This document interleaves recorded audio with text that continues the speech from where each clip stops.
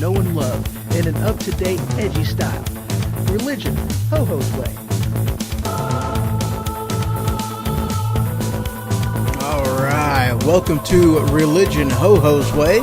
You can check out my website, thehohoshow.com. You can follow me on Twitter. You can email me, hoho@thehohoshow.com. You can find me on Facebook and check out my YouTube channel. So I am broadcasting live from the attic on Religion, Ho-Ho's way. And of course, I am your host, Ho-Ho. Yes, I am. Alright, guys. Well, this episode I am doing law versus relationship. I'm going to be throwing some history into this a little bit, and more or less it's a difference between the Old Testament and the New Testament. But another aspect of this that y'all might not have thought about is that God never wanted it to be the Old Testament. He wanted it to be the New Testament the entire time. And that's an aspect that, in a matter of speaking, that people kind of, gloss over, or maybe not really gloss over, just they don't really stop and think about it, So let's hop into the Wayback Machine. And, this really isn't going to be all that long of an episode. I'm not really wanting to, there's some aspects of this that I can really go deep on, but I mean, I'm wanting to kind of keep this a little bit lighter and keep this a little bit more, kind of story-based, I guess, if you can say. Yeah, that's what I'm looking for. So, so let's go back into the Wayback Machine and let's go Moses. No, not Moses. Yeah, Moses. Yeah, Moses. That's what I'm talking about. Now, of course, I've covered a little bit of this in the episode about Moses, the Ten Commandments, and what else did I throw in there? I don't know. I know it was Moses in the Ten Commandments. So I've covered a little bit of this, but I really didn't cover this aspect of that. So back in the day,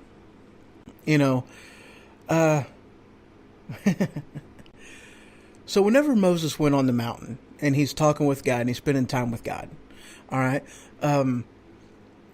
he came down off the mountain, and it was one of them things that, God from the very get-go, as I had said before, he wanted a relationship with the people of Israel, with the, whenever they were on that journey to the promised land, that's what he was wanting. And whenever Moses came down from the mountain the first time, after spending time with God, I mean, he was radiant. Literally, his head glowed. And I thought that was kick-ass. I really did. I thought it was cool. And not only was that cool, it was funny. The reaction of the people. I mean, they were freaking out about it. I mean, they really were. They were like, you cover your head because that's scary. I don't want to see that glowing thing. I mean, he had an advantage. He can go outside and pee at night. I mean, it was cool. But so they made him wrap his head so that this way they couldn't see the glowiness. And it's hilarious. And, but no, he literally had to cover his head in order to keep from freaking out the rest of them, and that's one of the things that Moses says, like, dude, look, guys, don't freak out about this. This is nothing. I just spent time with God. That's all. Do you guys want to spend some time with God too? And they were like, no, we don't want that. We want a mediator. We want somebody between us and God, because that whole head glowing thing, that's kind of freaky and whatnot, So they didn't want to have anything to do with it. And, God tried to tell him, it's like, no, you don't want that. You don't want a king. You don't want a mediator. You want, that's not what you want. You don't want that because you don't know what's going to, you don't realize what's going to happen. You don't realize how limited it's going to be. You don't want that. You truly do want a relationship. And the people are like, no, we don't want that. So you give us a mediator. You give us a king. Guys like this, you don't understand what it's going to be like. If you ask for a king, I want to give you a king, but trust me, you guys don't want a king. It's like, no, we want a king. Okay, so God gave him a king. God gave him that mediator. God gave them what he knew they didn't want. They cried out for it for a while, So God only gave us the law because we rejected the relationship with him. Now, let me say that again. God only gave us the law because we rejected him. We rejected having a relationship with him. And so he gave us the law. And in the New Testament, it was one of them things that a lot of things happened that day. A lot of things happened. A lot of a lot of things happened that had a huge symbolic meaning to it. So one of the things is, of course, that after at the time of his death, the curtain between the Holy and the Holy of Holies, it ripped from top to bottom. Now, this isn't like just a small piece of cloth. This sucker was it was a substantial piece of cloth. This thing was like 2 or 3 inches thick. This sucker was as thick as some walls. This thing wasn't just some small, it was huge too. It was tall, it was wide, and it ripped from top to bottom. And they know that it ripped from top to bottom because of how the thing, the rip pattern. Obviously, how the thing was ripped and how it separated. It's pretty easy to tell which direction, when you're looking at a piece of cloth, which direction it ripped and whatnot, and that's how this thing was. So there was aspects of that, of what it symbolized was that Jesus' sacrifice is what made it possible for there to be no separation between God and his people. Because before, you had one guy that can go into God's presence.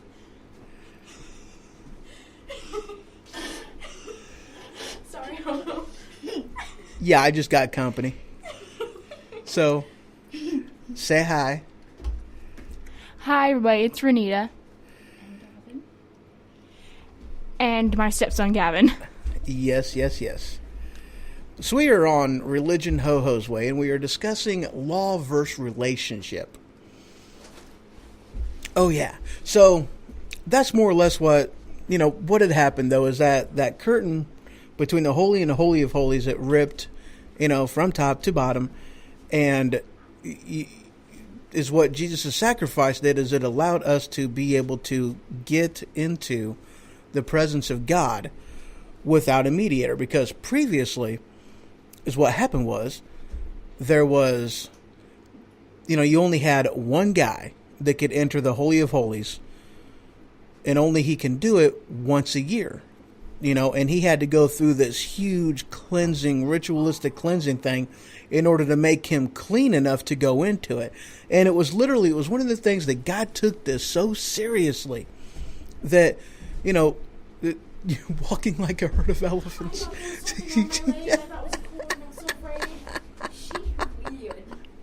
But no, they actually and literally tied a rope around the priest's waist, so that this way, if he went in, if he screwed up the process, if he screwed up, his cleansing, ritualistic cleansing process, if he didn't enter into it as pure inside and out, he died when he entered into God's presence.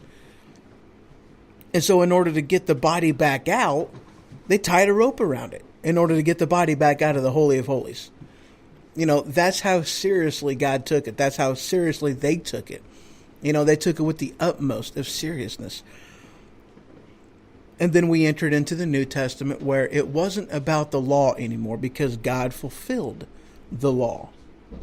God fulfilled the law to make it to where, in a matter of speaking, we're no longer bound to the law, but at the same time, the law is still important. So don't think that just gives you, free reign to do whatever you want, And I'm going to bring a story into this. But before I do, let's go ahead and take a quick break. All right. Now, this story it's one of them things that totally, it gives you the difference between law and relationship. Because when you are bound to law, you can't have as full of a relationship as you want. When all you're bound to is law, it's not about relationship. It's about following the law, following the letter. You know, that's just kind of one of them side effects, maybe, if you want to call it. It's a definite negative. I mean, granted, you don't break the law, but you don't have a relationship either. You know, it's kind of a trade-off. Which one's more important to you? You know, I think we know which one was more important to God, because God sent His Son to free us from that relationship, or to free us from the law, so that we could have a relationship. So obviously, this is something that was hugely important to God. In the beginning, it wasn't quite so important to us, because we demanded law. You know, we demanded that. But it's also one of them things that we cried out for a Savior. Because once we were bound to that law, it was like, holy crap, we don't want this. You know, we figured it out. I mean, it took us a while to figure it out, but we did figure it out eventually. You know, we're people, we're stupid. It took us a while, but eventually we got there. So I'm going to take a quick break. When I return, I want to tell you a story. And that story is going to be about a child, the law that his father gave him, and the accident that he's seen that happened right in the street. Be right back.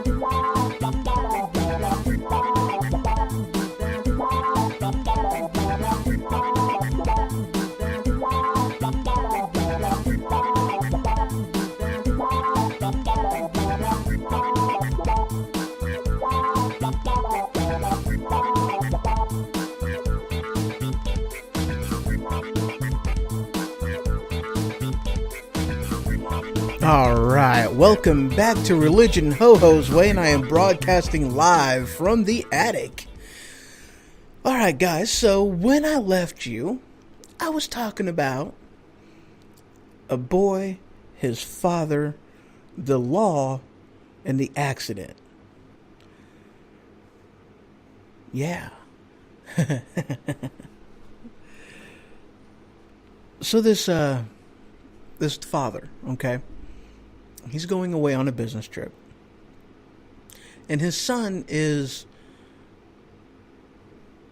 let's just say his son is 13, okay? He's not going away on a business trip. He's going away on work, okay? He's old enough, you know, he gives him a chance, you know. It's one of them things that he was you know, saying that, you know, hey, he doesn't need a babysitter anymore. He's adult enough to cover this, you know.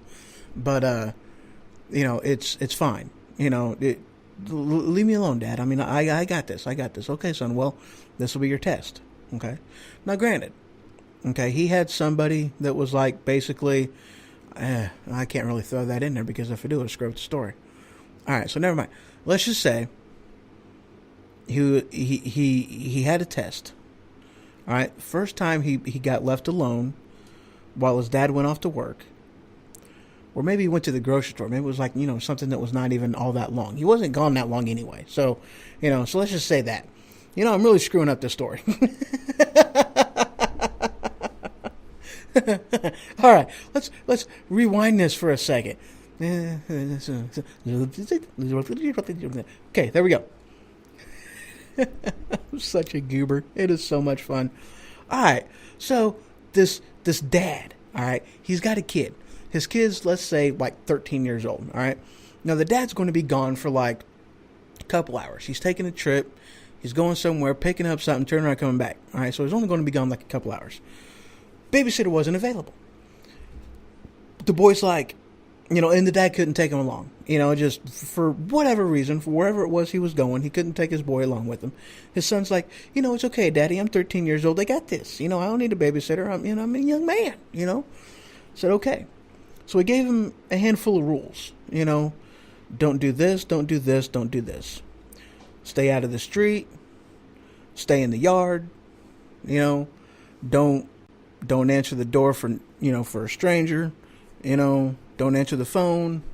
Let it go to voicemail or, answer machine or whatnot, And the son said, okay, cool. So right after the dad leaves, the boy's left alone. He's inside the house. He's watching his favorite show. And next thing you know, he hears screeching tires and a huge crash that happens right outside. So he walks out the door and he comes up to the side of the street and he sees an accident, right there. And, there's a, car flipped over and there's a person inside and the car catches fire and she ends up burning alive and it's horrible. And the boy, he could have saved the life of this person if he would have just, gone in there and, undid the seatbelt or broke the window and dragged the person out. This person wasn't very, she was a small individual or he was a small individual, doesn't matter. But he could have saved the person's life. But in order to do that, he would have had to break the law. He would have had to break the rule that his dad had for him,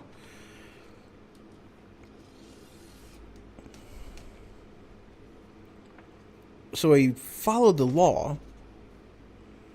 And then, the cleanup crew came, the fire department came, whatnot. By the time the dad got back, the entire scene was clear, which never happens because never happens. It takes way longer than that to clear up something like that.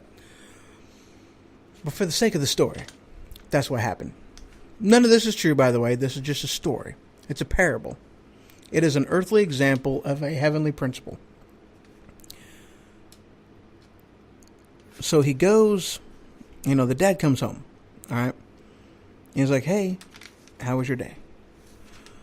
Well, Dad, I did not break one of your rules. Well, that's good. Did anything happen? Well, yeah, there was an accident right out, right out there, out in the road.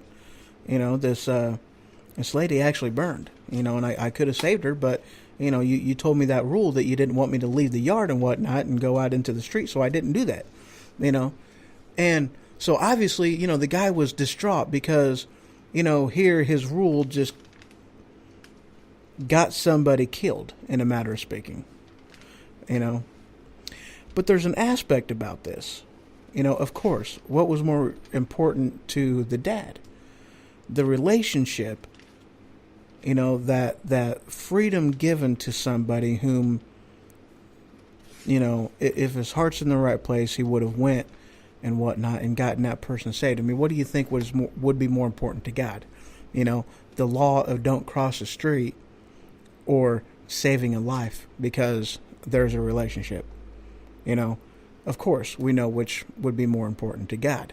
But back in the day, to those who were, bound by that law, let's go with a different angle on this. I'm sure y'all have heard the story of the Good Samaritan.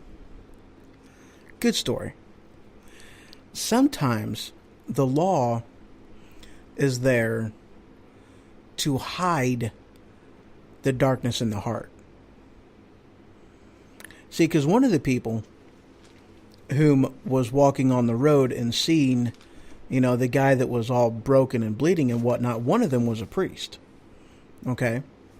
Now, as I've already told you, that, this was at a time whenever he was going to be going through that cleansing ceremony in order to get into the Holy of Holies. Okay? And he didn't touch the guy because he couldn't touch the guy. He couldn't help the guy. If he would have done that, his hands would have been bloody. That wouldn't have, that would have condemned him to die whenever he went into the Holy of Holies. So he couldn't do it. And he knew what the consequence would be. So was it an aspect of he didn't help the guy because he couldn't, because it would have, caused his own death? Or was it because he was using that as an excuse not to touch the guy? You see, some guys, some people, they don't want to do something. And so they use a simple rule like that as to justify their own darkness. It's like, no, I'm not dark inside. I just, hey, the company I work for says that I can't pick up hitchhikers, therefore I don't.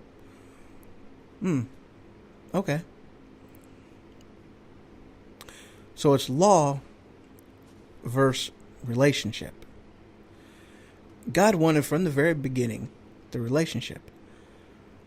And when all you do is focus on law, you cannot have the relationship. Because if all you're doing is focusing the entire thing on law, how can there be a relationship? See, I think I also told a story a while back ago about the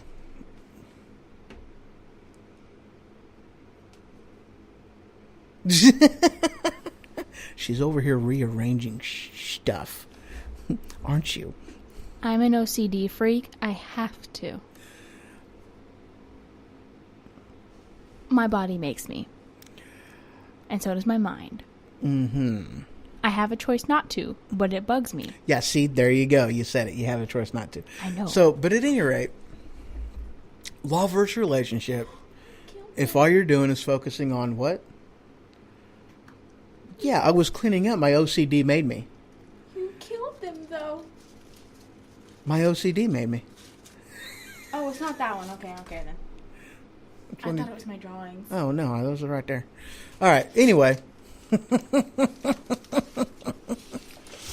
There was a story I told, at least I think I told it a while back. It was about a married couple, and that one also was, again, a law versus relationship story. I'm going to go ahead and go to a quick break, and when I get back, we're going to cover that story. Oh, yeah. Be back in a couple minutes.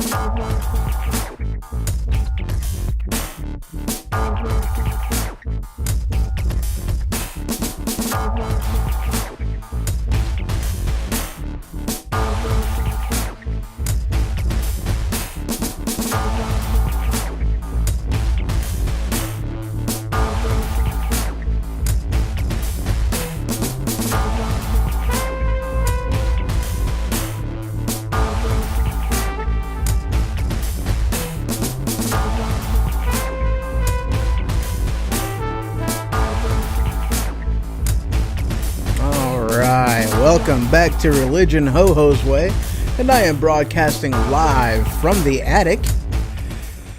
Alright, so the story I was wanting to get to was a story of the married couple. Now, alright, so this one's actually, it's neat, and again, it very well gives a good analogy between analogy. Is that the right word? I don't think that's the right word. Yeah, okay.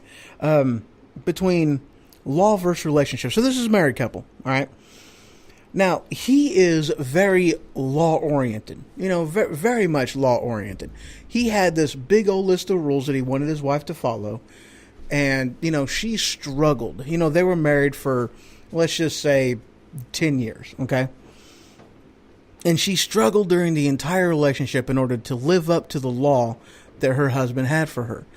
And, it was kind of one of them things that he was so focused on the law that because she struggled so much by trying to live up to that, she felt inadequate through the entire relationship because she couldn't live up to it. Okay? Because she wasn't focused on having a relationship with her husband. She was focusing on making him happy for following through with the law. Okay? So there she is, struggling every single day, never once being able to live up to the law. Not one day, not 1 week, not 1 month, not 1 year. For 10 years. Bam. Horrible. And she felt like crap because of it. And not only did she feel like crap because she couldn't live up to the law, she also felt as though she was not loved by her husband because their relationship was based off of a law that she couldn't adequately follow. So it was an aspect of she really didn't feel as though she loved him, and she definitely did not feel that he loved her. Because the marriage wasn't based off of relationship, it was based off of law. And that's what happens when you hold back your affection, your love, your time for the law. That's how she felt. All right, so he passes away after 10 years, or she poisoned him. No, I'm kidding. So he passes away after 10 years, okay? Time passes, she meets somebody else, and then they start dating, they get together, they, get married, okay? And time passes, 5 years, let's just say. So she has now been married to this new guy for 5 years. Now, their relationship is based off of, their marriage is based off of relationship. It is love. It is a good marriage. Let's just say that. It's a good marriage. She is cleaning out the attic one day. Spring cleaning. She's like, hey, I'm going to go clean out the attic. I got some stuff up there that's old and whatnot. It's time to get rid of it. All right, so she goes upstairs. And she finds a box, an old box. That's got stuff in it. In that stuff, she finds a piece of paper. On that piece of paper is the rules, the list that she had to follow for her husband all day.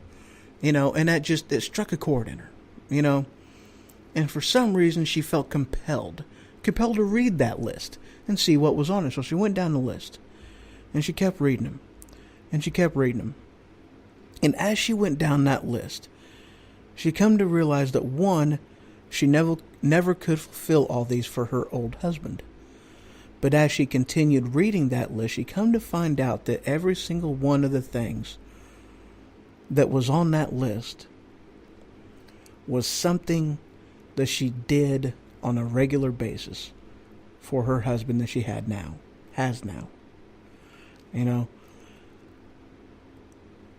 So through the relationship of love, of affection, she did everything because it was a heart issue. That's why Paul had boiled down all the laws of the prophets, all the laws of the 10 Commandments, and he boiled it down to 2. Love God, love people, because all of Deuteronomy, all the other 10 Commandments is unnecessary, and it's easier to focus on 2. Love God, love people. Because if you love somebody, you're not going to steal from them. You're not going to lie to them. You're not going to covet their things. You're not going to kill them. obviously. You're not going to worship false idols.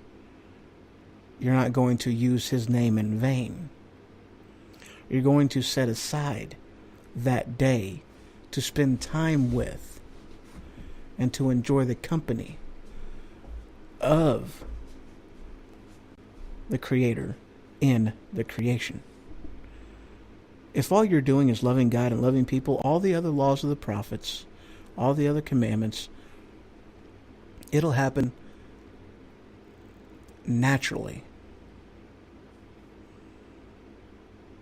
It'll happen as course of a natural progression of a relationship. Period. See, that's why God never was all that interested in the law from the beginning, because he knew that the law would separate himself from his people. He knew that his love, in a matter of speaking, would be withheld. He knew that we would never be able to measure up to the law.